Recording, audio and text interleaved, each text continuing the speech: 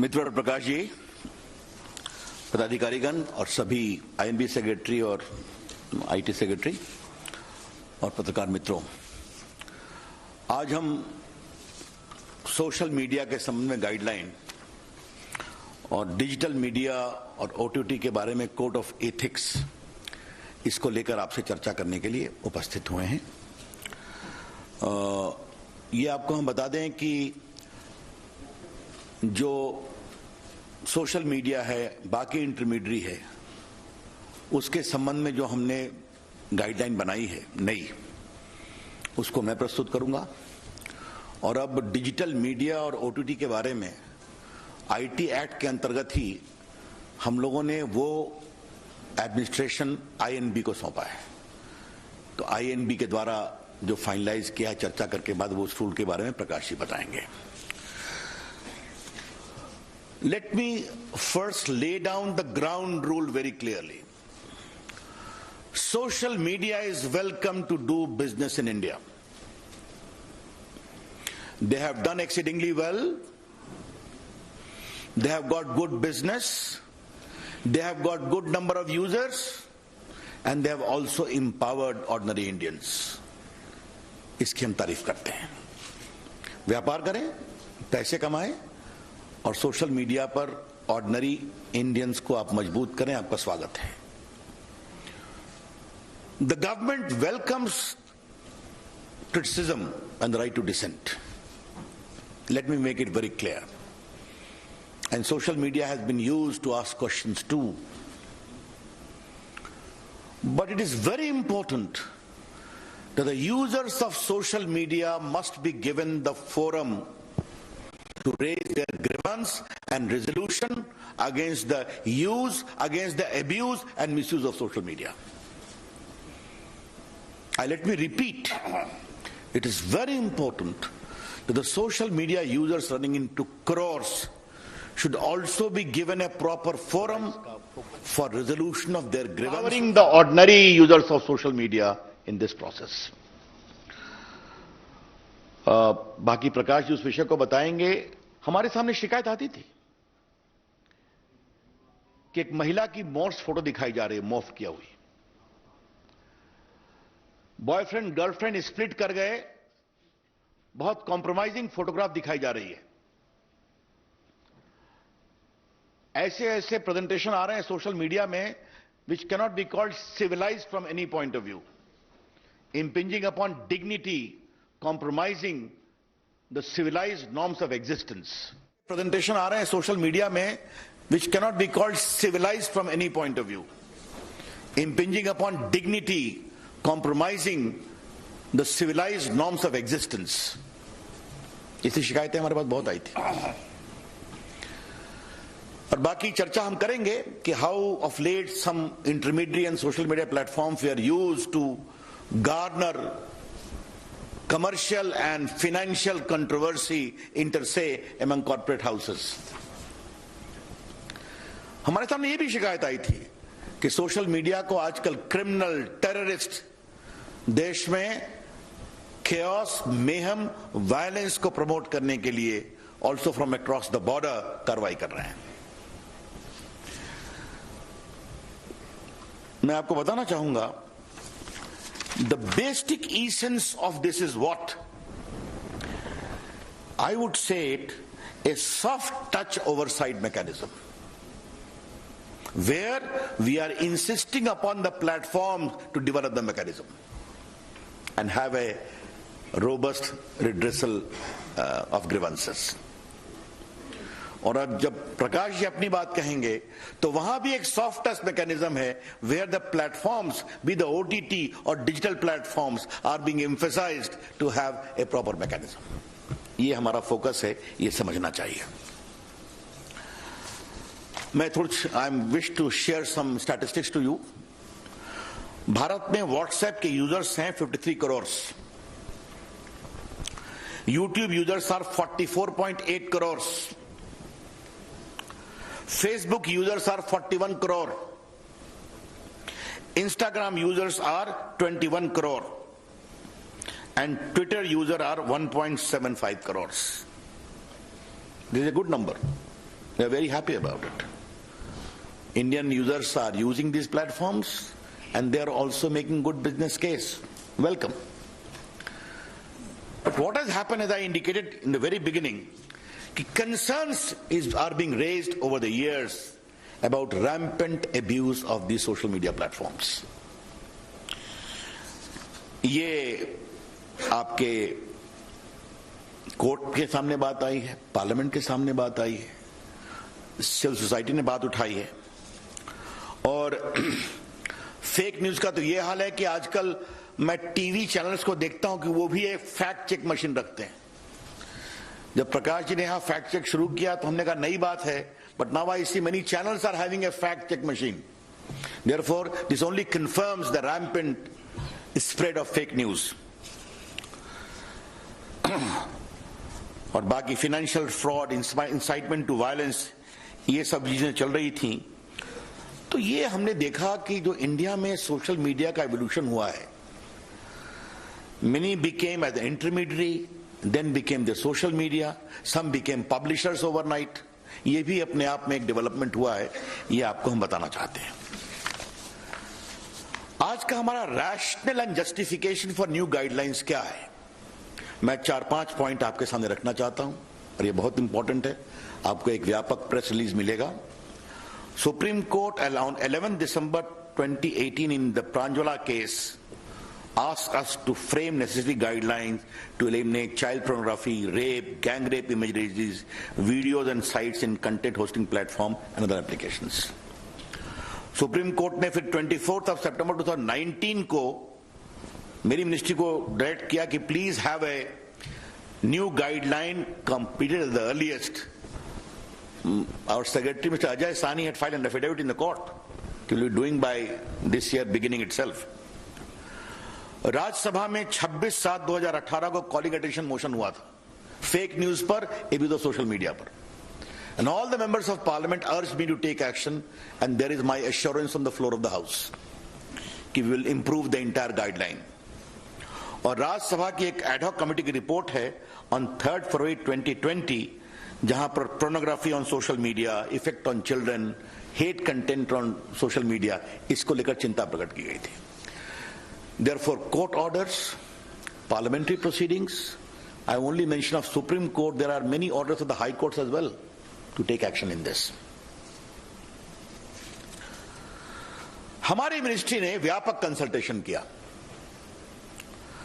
We prepared a draft on 24th December 2018, where we received 171 comments. We put those comments in public domain, and we had 80 counter comments too. Therefore, widespread consultations was done, and also in the case of INB, which will be explained by them. अब हम इसके salient features को आपके सामने रखना चाह देते हैं. बाकी तो रूल्स आपके सामने आएगा, प्रेस स्टेटमेंट भी है. पहला है कि 2 कैटेगरी की है. एक है intermediary, which can be a social media intermediary, और दूसरा है significant social media intermediary. Significant social media intermediary पर additional obligation है. There are additional obligations on a significant social media intermediary. We shall notify the users number for a significant social media intermediary very soon. Who will be those? पहला है कि आपको एक grievance redressal mechanism रखना पड़ेगा, और इस grievance officer का नाम भी आपको रखना पड़ेगा. Who shall register the grievance within 24 hours and disposal in 15 days. That is very clear. Second, if there are complaints against the dignity of users, particularly women, that expose their private parts of individuals, or nudity, or in sexual act, impersonation, etc., you will be required to remove that within 24 hours after a complaint is made. This particular provision is designed to respect the dignity of the women of India and anyone else. It's very clear. उसके बाद मैंने बता दिया आपको कि 2 प्रकार के social media होंगे. तो जो सिग्निफिकेंट सोशल मीडिया होगा उनको 3 काम करना पड़ेगा. पहला, you will have to have a chief compliance officer resident in India, responsible for ensuring compliance of the acts and the rules. Second, a nodal contact person resident in India for having 24/7 coordination with the law enforcement agencies. तो पहला हो गया chief compliance officer, दूसरा हो गया nodal contact person, तीसरा है appoint a resident grievance officer who shall perform the grievance redressal mechanism as I indicated. And next is you must publish a monthly compliance report कि आपके पास कितने complaints आए, आपने उन पर क्या कार्रवाई किया और क्या रिड्रेसल किया. Therefore, just to concretize, we are empowering the ordinary users of social media and other intermediaries. You must have a robust grievance redressal mechanism, instituting the complaint within 24 hours, redressal within 15 days. You must have a chief compliance officer for significant social media. You must have a nodal contact person. You must have a resident grievance officer, all residing in India. And you must give a monthly compliance report. ये बहुत स्पष्ट है. उसके बाद एक सवाल आता है फर्स्ट ओरिजिनेटर का, कि खुराफात हुई, but who was the creator, who was the first creator of the mischief? बार बार चीजें रीट्वीट पर ट्वीट होनी शुरू होती हैं, कई बार महम शुरू हो जाता है ऑन व्हाट्सएप, मॉब लिंचिंग में. तो फर्स्ट ओरिजिनेटर कौन है, इसके बारे में बताना पड़ेगा. This first originator will not, we don't like to have the content, क्योंकि कंटेंट तो बाहर आ जाता है, कई लोग ट्वीट रिट्वीट करते हैं. हु बिगैन द मिसचीफ, ये आपको बताना पड़ेगा. ये मिसचीफ अगर भारत के बाहर से हुआ है तो भारत में उसको किसने शुरू किया, ये बताना पड़ेगा. I repeat, the social media platforms upon being asked either by a court order or by the government authority will be required to disclose the first originator of the mischievous tweet or message, as the case may be. And this should be only in relation to sovereignty and integrity of India, number one. Number two, security of the state, public order, relations with foreign states, or rape, sexually explicit material, etc., etc. तो आपको ये बताना पड़ेगा कि खुराफात पहले किसने शुरू की, उसको आपको जानकारी देनी पड़ेगी. यस. और ये सब उसी अपराध के बारे में होगा जहां 5 साल से अधिक की सजा है. I explain to you. बाकी उनका एक फिजिकल देश में एड्रेस होगा. इसमें हम एक और प्रावधान कर रहे हैं कि आपको एक वॉलंटरी वेरिफिकेशन ऑफ अकाउंट्स का इंतजाम करना पड़ेगा. Social media, not the government. The social media platform must have a provision for voluntary verification mechanism of the users. क्योंकि आप मोबाइल से करते हैं, बाकी से करते हैं, आपको बताना पड़ेगा. और एक अंतिम बात है कि 2 बातें कहूंगा कि अगर कोई अनलॉफुल इंफॉर्मेशन आपके प्लेटफॉर्म पर है, again, if there is a court order or appropriate government directs that, तो आपके law and order, integrity of India, sovereignty of India, etc., etc., तो आपको उसको हटाना पड़ेगा. एक अंतिम बात आपको बताना जरूरी है कि आपको रिमूव करना पड़ता है अपने, आपका हर ट्वीट हटा देते हैं, आपका फेसबुक से एंट्री हटा देते हैं. तो अगर कोई significant social media intermediary remove और डिसेबल करता है किसी यूजर के कंटेंट को, तो आपको उसको इंटीमेट करना पड़ेगा, उसकी सुनवाई करनी पड़ेगी. If you seek to remove the or disable access to the content of any social media user, you are required to give him reasons and also hear him. ये हमने एक प्रोविजन रखा है. मित्रों, ये जो सिग्निफिकेंट सोशल मीडिया के लिए जो हमने कानून बनाया है, वो 3 महीने में हम लागू करेंगे ताकि वो अपनी मैकेनिज्म को इंप्रूव कर लें. Will be giving a window for 3 months for significant social media and the rest will come into effect from the day the rules are notified.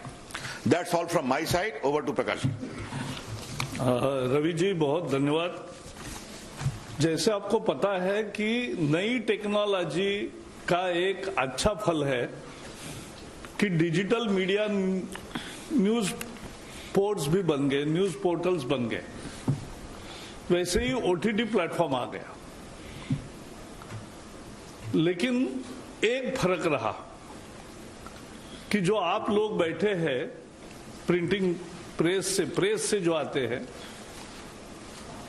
उनको प्रेस काउंसिल का कोड फॉलो करना पड़ता है, लेकिन ऐसा डिजिटल मीडिया पोर्टल को कोई बंधन नहीं है। यहां टीवी के लोग हैं, उनको केबल नेटवर्क एक्ट में जो प्रोग्राम कोड है वो उनको फॉलो करना पड़ता है, लेकिन ओटीटी प्लेटफॉर्म्स को ऐसा कोई नियम नहीं है। और इसलिए सरकार ने यह समझा कि एक लेवल प्लेइंग फील्ड होना चाहिए।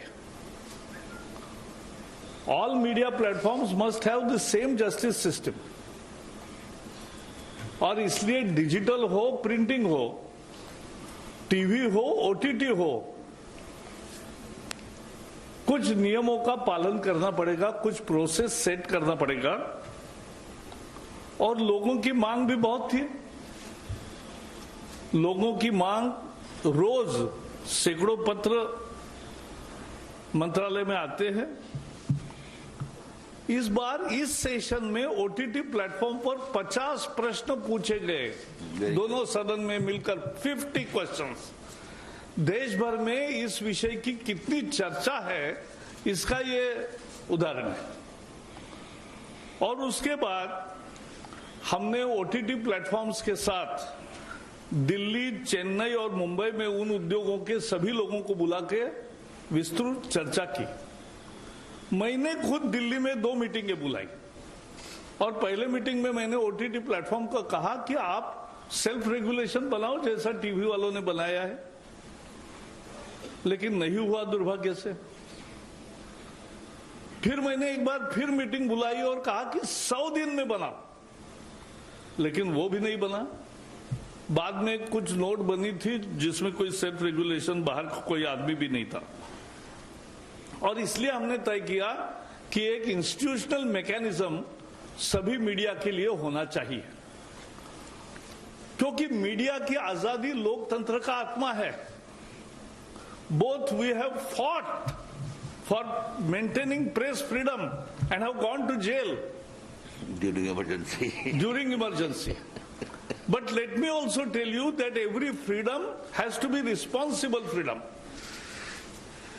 और उसके लिए we have decided to have 3-tier mechanism for OTT platforms. First, for OTT and digital news media, both will have to disclose their details from where they publish, how they publish, how much is the spread, anything. So that disclosure will come. That is first, information. We are not mandating a registration. We are seeking information.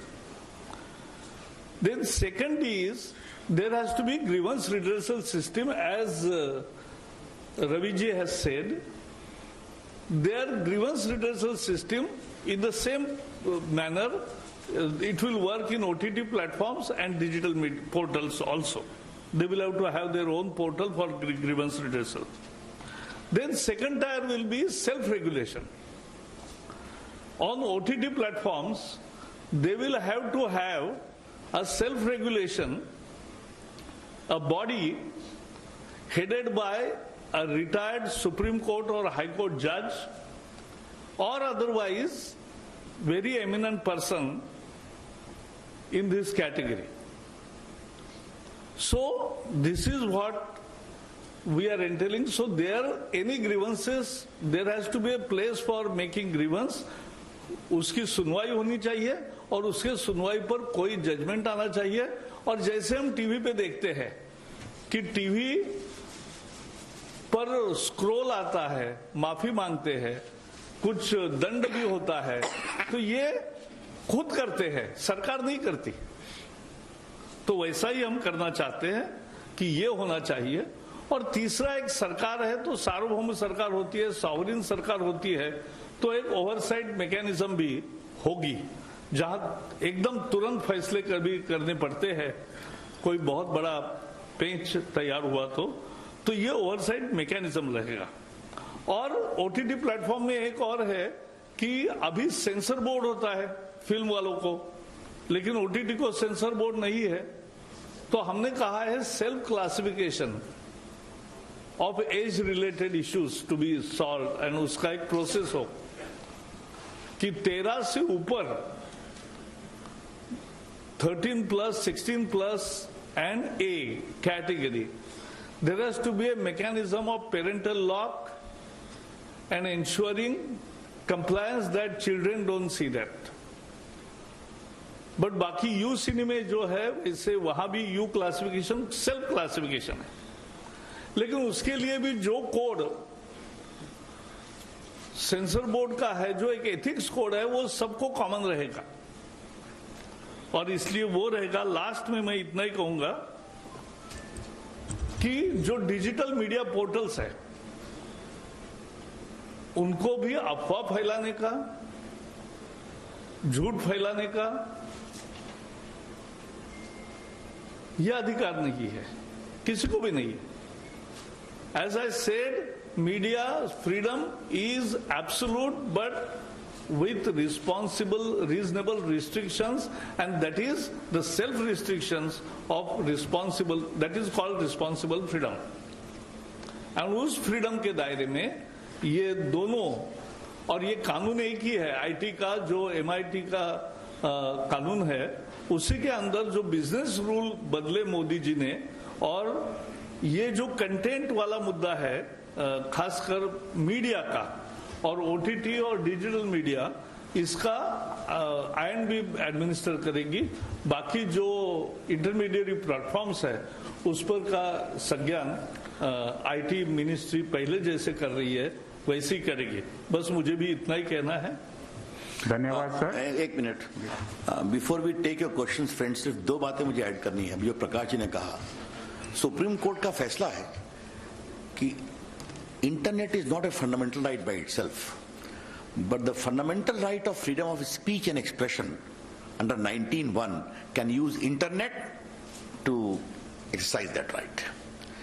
So if it is a fundamental right under 19(1), it is subject to 19(2) of the Constitution, which is reasonable restrictions can be imposed in pursuit of safety, security, sovereignty of India, public order etcetera etcetera. एक बात मैं ये कहना चाहूंगा। और दूसरी बात हम कहेंगे, सभी सोशल मीडिया का स्वागत है, लेकिन बड़े आदर से कहूंगा, there should not be double standards. If an attack is there on Capitol Hill in Congress, then social media support the police action, but there is an aggressive attack on Lal Qila, the symbol of India's freedom, where our prime minister swat the national flag, you have double standard. This is plainly unacceptable. धन्यवाद sir. Friends, जैसे आपको बताया कि detailed press release जो है PIB की तरफ से जारी होगी। However, we will take some questions. First at 39. Prakash ji, Ravi ji, ये सवाल इस चीज से जुड़ा हुआ है, आपके ही विषय से जुड़ा हुआ है। हाल ही में ऑस्ट्रेलिया में न्यूज मीडिया बार्गेन कोड लागू किया है और दुनिया के कई देशों में भी इस तरीके की प्रक्रिया शुरू हो रही है। तो क्या भारत में भी इस तरीके की चीज पर विचार हो रहा है कि जो सोशल मीडिया इंटरमीडियरीज हैं या जो प्लेटफॉर्म्स हैं, वो कंटेंट क्रिएटर और कंटेंट एग्रीगेटर के बीच में एक बैलेंस बना रहे?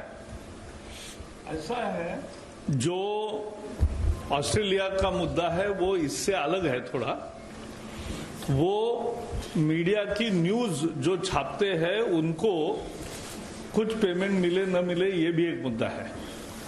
लेकिन मैं इतना ही कहूंगा कि दुनिया के सिंगापुर, ऑस्ट्रेलिया, यूरोपियन कमीशन या बाकी अन्य देशों में भी इस विषय में क्या क्या हो रहा है इसका हम जानकारी भी रखते हैं और उसकी राय जब प्रकट करना होगा तो करेंगे।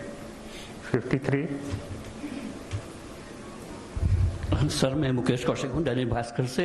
मेरा सवाल रविशंकर जी से है। आप रविशंकर जी पर्सनली भी बहुत इस बात के वोटर ही रहे हैं कि सोशल मीडिया पर जो अकाउंट खुलें वो फेक ना खुलें, नामी ना हो, और इसलिए उनकी कोई ऑर्गेनिक लिंक होनी चाहिए। हम इस दिशा में क्या कर रहे हैं कि वो अगर कोई अकाउंट खोले तो वो अपने मोबाइल नंबर उस पर डिस्क्लोज करे, एक OTP आए, उसके बाद ही कोई अकाउंट खुल पाए। इससे हम लोग एक वेरिफिकेशन हो जाएगा उसका। देखिए, जैसा मैंने आरंभ में बताया था, इस नए गाइडलाइन का पर्पस क्या है? सोशल मीडिया खुद ये काम करें और उनके यूजर से करवाएं। हम सरकार का हस्तक्षेप कम से कम चाहते हैं, इसीलिए एक voluntary mechanism social media platform create करें और उनके रजिस्ट्रेशन कराएं। उनका मोबाइल तो उनके पास ही है, सिम कार्ड है, आधार कार्ड है, क्या करना है उनको तय करना है। लेकिन हम जरूर चाहते हैं, अपेक्षा होगी कि ये वेरिफिकेशन जरूरी है, वरना वो भारत से ट्वीट हो रहा है, रिट्वीट हो रहा है, विदेश से हो रहा है, पाकिस्तान से हो रहा है, कहीं ना कहीं तो इसके बारे में एक मैकेनिज्म होना चाहिए। 13. सर, मेरा सवाल एक प्रसाद सर से और एक जावड़ेकर सर से, दोनों से है।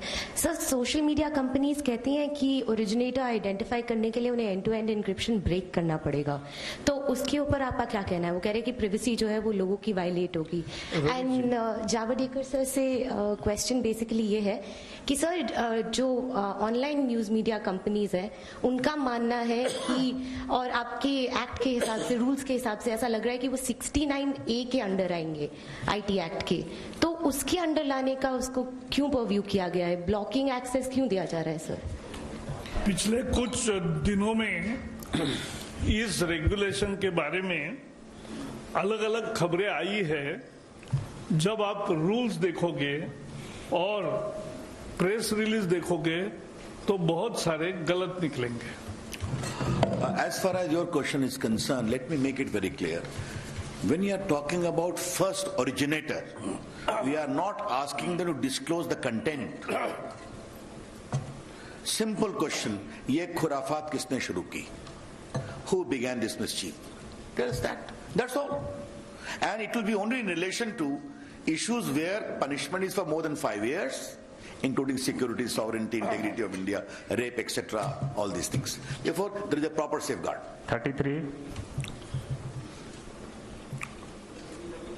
लेकिन वही सवाल था रवि जी और प्रकाश जी दोनों से कि अगर आपने रेगुलेशन बनाया है, उसका 1 बार 2 बार 3 बार अगर रेगुलर वायलेशन होता है तो उसको सुधारने के लिए या फिर दंड का अलग अलग दोनों फील्ड में क्या प्रावधान होंगे, स्पेसिफिक दोनों फील्ड के लिए? देखिए, मैं आपको बता देना चाहता हूं, आज के दिन भारत में फिर रिपीट करूंगा, सोशल मीडिया, इंटरमीडियरी, इन सबों का देश में स्वागत है।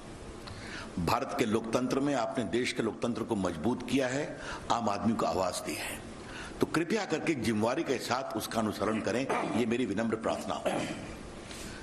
और अगर इतने क्लियर गाइडलाइन, जहां दायित्व उनका है, अगर उसका वो अनुपालन नहीं करेंगे तो जो भी कानून में प्रावधान है IT एक्ट में बाकी है वो देखा जाएगा। I want to repeat in very right earnest that we appreciate the proliferation of social media in India. And also its use by ordinary Indians.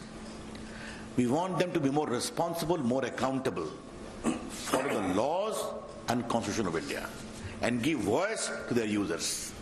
I hope they'll appreciate. If they don't, then whatever the provisions are there in the law will take its course. 82. उनका एक प्रश्न OTT पे क्या होगा self regulation में? तो जैसे आज टीवी का सेल्फ रेगुलेशन है और किसी की भी शिकायत है तो सुनवाई होती है, जज करते हैं और जजमेंट भी देते हैं कि जिसमें सजा यानी फाइन भी होता है, स्क्रोल भी चलाना पड़ता है या अन्य भी प्रकार है। तो ऐसे ही मैकेनिज्म उसी तरीके से ये OTT प्लेटफॉर्म्स को तैयार करना पड़ेगा। Sir, this is Aditi from Times Now. I have a question for Mr. Ravi Shankar Prasad. Sir, we're given to understand that even the news pages and the news handles are going to be included in the new guidelines. So my question was, how exactly is the news content also going to be regulated, and what are the details of the special guidelines for the news publishers? I think Prakash, you have asked this question to the wrong person, but let me tell you, Prakash ji has already said very specifically, we are only removing the double standards. What is being followed in the print, you follow here as well. That's all. Print media को press council का code follow करना पड़ता है, वही code है। और उनके संबंध में किसी को शिकायत करनी है तो प्रेस काउंसिल के सामने शिकायत कर सकते हैं, उसकी सुनवाई होती है, दोनों पक्ष सुने जाते हैं और फिर प्रेस काउंसिल भी दंडक करता है न्यूज़पेपर्स को, तो वही तरीका रहेगा। 20 सर, ये आइडेंटिफाई करने की प्रोसेस क्या होगी? कौन सा डिसीजन मेकिंग अथॉरिटी कौन होगा? कि आईटी का सेक्रेटरीज का पैनल होगा जो उसको आइडेंटिफाई करेगा कंटेंट को, या फिर कंप्लेंट किसी की भी हो सकती है, मेरी भी हो सकती है, या यहाँ बैठे किसी की भी हो सकती है? पहली बात बता दूं कि जो वेरिफिकेशन आपने बताया, तो सोशल मीडिया आराम से सिम कार्ड से, मोबाइल नंबर से वेरीफाई कर सकते हैं, उसमें तो कोई दिक्कत नहीं है। मैंने बताया कि चाहे वो प्रकाश जी का विभाग हो या मेरा विभाग हो, पहला ग्रीवांस रिड्रेसल आपको करना है, मैकेनिज्म बनाना है, और सोशल मीडिया को 2-3 काम और करना है जो सिग्निफिकेंट है। अब आप नहीं करतेंगे तो बाकी तो आईटी एक्ट में तो प्रावधान ही है ना, उसकी चिंता की जाएगी। आप तो जानते हैं आईटी एक्ट, तो सेक्रेटरीज का पैनल जो है वो डिसाइड करेगा किसी का, वो आई थिंक जो आईटी एक्ट में प्रोविजन है उसके अनुसार आज हम रूल्स गाइडलाइंस लेकर के आए हैं। आईटी एक्ट की तो प्रावधान नहीं है ना। 37 लोगों को सवाल पूछते नहीं दीजिए इस पर। हाँ, कोई बात। Sir, I'm just adding to the question on the news websites that are being included. What I want to understand, since for the first time this has been done, sir, there hasn't really been any consultation with the stakeholders. All of us have now been included in the IT Act. Do you intend to get us on board, have a conversation on this? What is the government planning to do?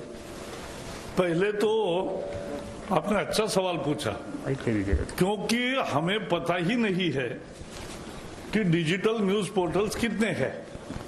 इसीलिए तो हमने कहा है कि उसका disclosure of information यह आपको करना है, तो हमें पता चलेगा इतने हैं। कंसल्टेशन करें किससे,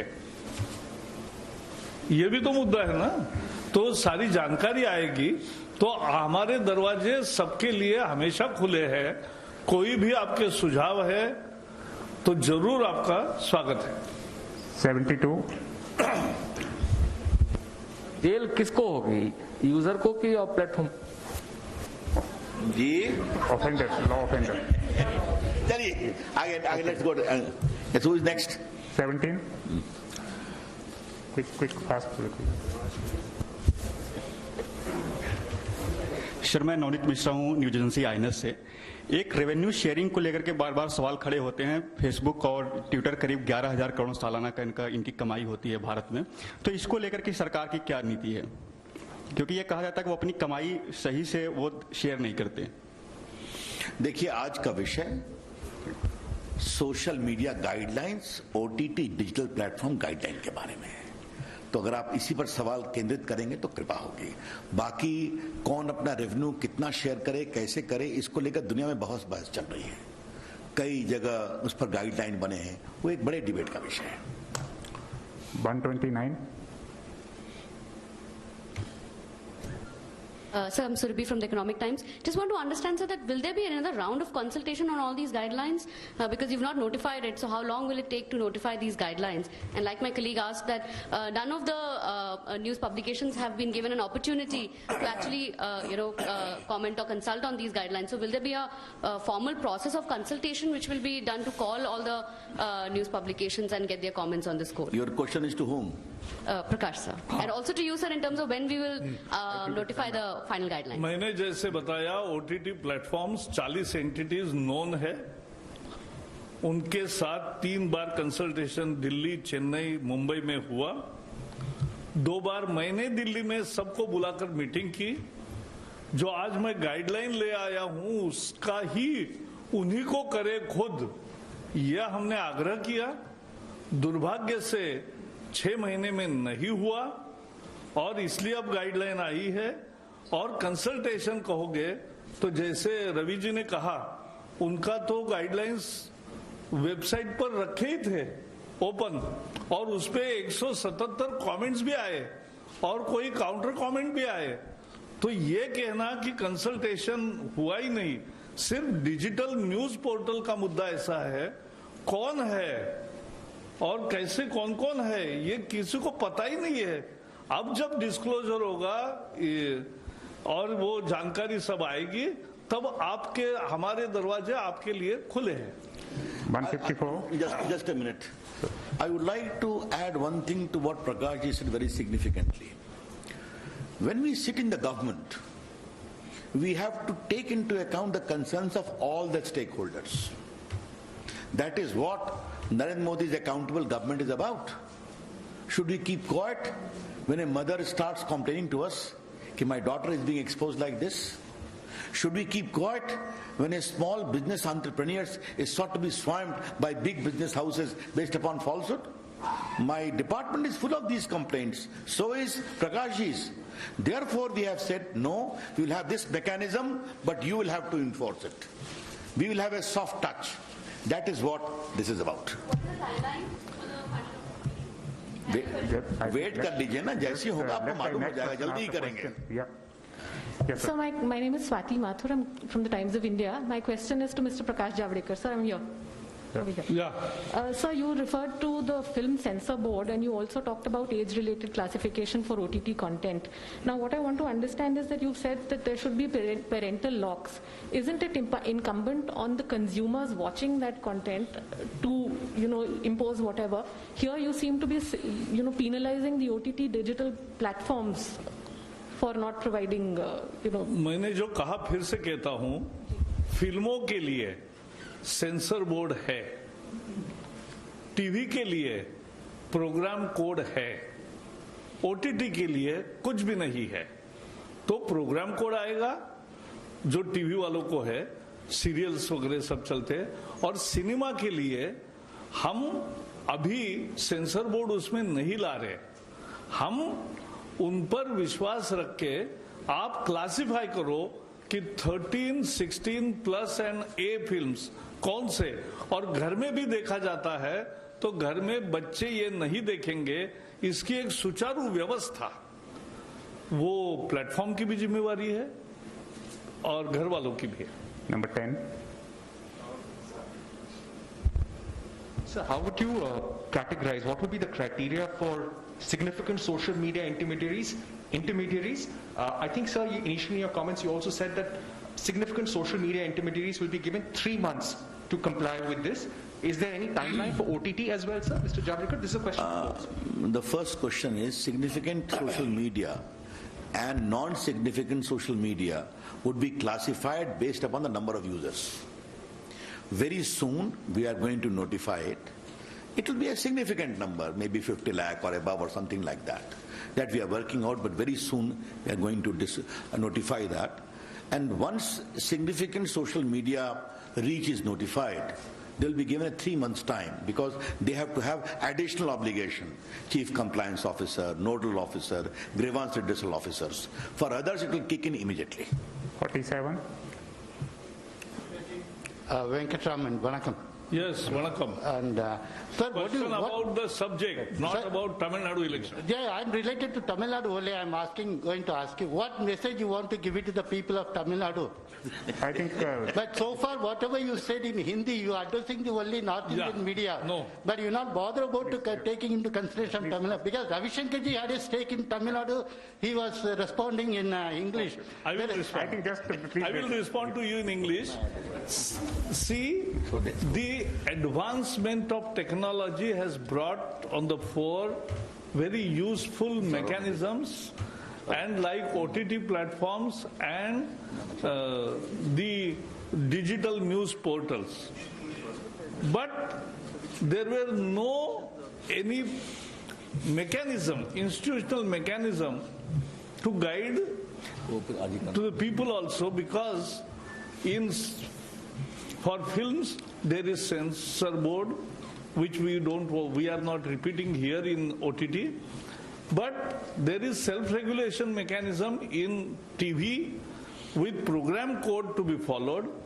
The same thing we are bringing to OTT, and at the same time for digital news portal they will have to first give information about their existence, and then they have to follow the press council code that is called Code of Ethics. So this is what we are expecting. We believe in our media. We believe they're responsible. And as I said, we fought and went to jail for 16 months to preserve the freedom of media. But media's freedom is also has to be responsible freedom. To make it that responsible freedom का ही ये एक mechanism है.